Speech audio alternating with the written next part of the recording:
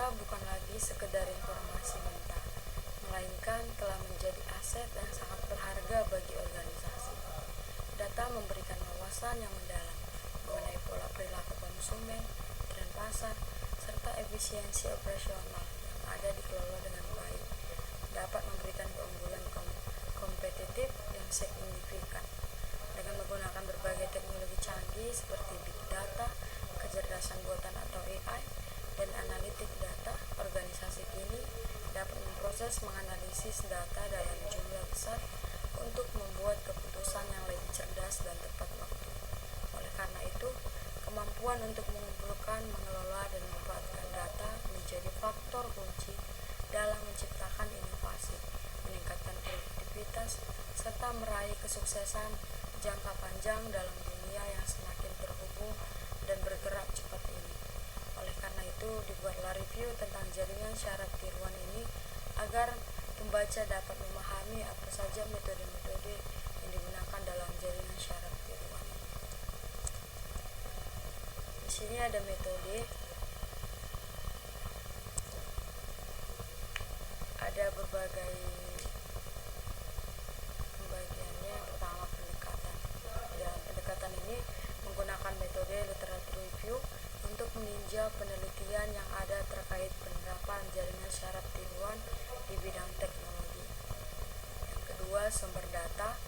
Sumber data utama berasal dari artikel dan jurnal ilmiah tentang aplikasi JST di bidang teknologi yang dikumpulkan melalui Google Scholar untuk akses publikasi relevan dan berkualitas. Yang ketiga, kriteria seleksi. Kriteria yang diterbitkan antara 2018 sampai 2024 untuk memastikan literatur review mencakup perkembangan terbaru dalam teknologi JST dan relevan. Yang keempat, proses seleksi. Seleksi bertahap dimulai dengan penyaringan judul dan abstrak untuk keterkaitan dengan JST dan teknologi. Kemudian dilanjutkan dengan pembahasan dan kesimpulan untuk memastikan metode JST yang tepat dan hasil yang signifikan. Yang terakhir ada seleksi. Hasil dari seleksi terpilih 10 artikel yang memenuhi kriteria relevansi dan berkualitas yang berkontribusi signifikan dalam memahami peran JST dalam bidang teknologi. Di sini ada hasil. Yang pertama, dari jurnal memprediksi penjualan pakaian menggunakan metode backpropagation. Hasilnya dapat memprediksi penjualan dengan baik menggunakan variabel input. Yang kedua, ada prediksi jumlah kemiskinan di desa Manila dengan metode backpropagation.